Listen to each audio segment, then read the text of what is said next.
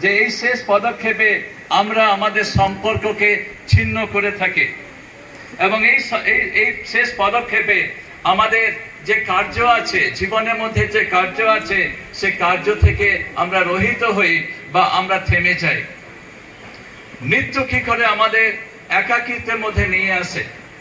মৃত্যুর মধ্যে যন্ত্রণা আছে, কিন্তু বাইবেল প্রকাশ করে যে মারা যায় বা যাকে আমরা বলি মৃত্যু, সেটা হচ্ছে নিদ্রাগত হওয়া। বাইবেলের বিষয়ের মধ্যে একটি ঘটনাকে কেন্দ্র করে আমি আপনাদের কাছে বাইবেলের বিষয়কে প্রকাশ করতে চাইছি।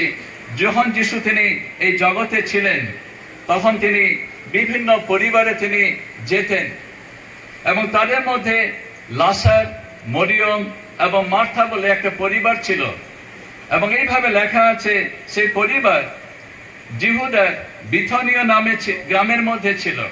আর যখন যিশু তিনি তার প্রচারের মধ্যে ছিলেন এবং সেখান থেকে আমি কয়েকটা বিশেষ বিষয়কে আপনাদের কাছে পড়ে শোনাচ্ছি। বৈথিনিয়ার এক ব্যক্তি পীড়িত ছিলেন, তাহার নাম লাসার। তিনি মরিয়ম ও তাহার ভগিনী মার্থা গ্রামের লোক। আর তিনি সেই মরিয়ম যিনি প্রভুকে সুগন্ধি তৈল মাখাইয়া দেন এবং আপন কেশ দিয়ে তাহার চরণ মুছাইয়া দেন। তাহার ভ্রাতা লাসার পীড়িত হইয়াছিলেন। অতএব ভগিনীরা তাহাকে বলিয়া পাঠাইলেন, অর্থাৎ যিশুকে খবর দিলেন, দেখুন প্রভু, আপনি যাহাকে ভালোবাসেন তাহার পীড়া হইয়াছে। যিশু শুনিয়া কহিলেন, এই পীড়া মৃত্যুর জন্য নয়, কিন্তু ঈশ্বরের গৌরবের জন্য এই পীড়া হইয়াছে।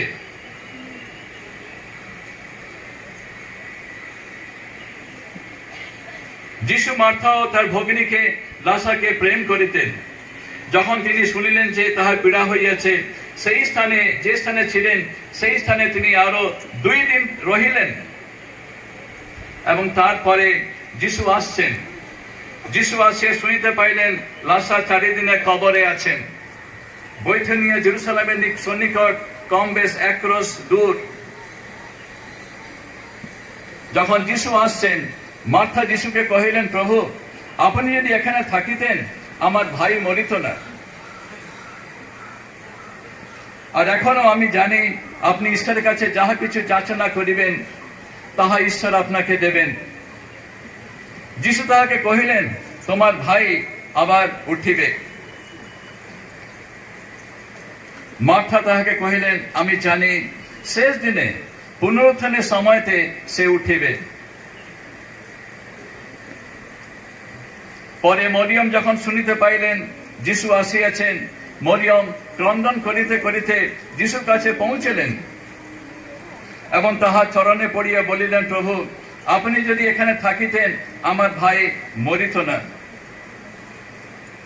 যিশু যখন দেখিলেন তিনি রোদন করিতেছেন ও তাহার সঙ্গে যে সমস্ত জিহুদীরা আসিয়াছিল তাহারা রোদন করিতেছেন, তখন আত্মাতে উত্তেজিত হইয়া যিশু কহিলেন, তোমরা তাহাকে কোথায় রাখিয়াছ?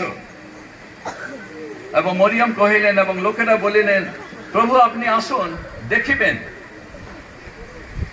লেখা আছে, যিশু কান্দিলেন। তাহাতে জিহুদীরা কহিল, দেখো উনি তাহাদিওকে কেমন ভালোবাসিতেন। কিন্তু তাহাদের কেহ কেহ বলিল, এই যে ব্যক্তি অন্ধদের চক্ষু খুলিয়া দিয়েছেন, ইনি কি উহার মৃত্যুর ও নিবারণ করিতে পারিতেন না? তখন যিশু পুনর্বার অন্তরে উত্তেজিত হইয়া কবরের নিকটে আসিলেন।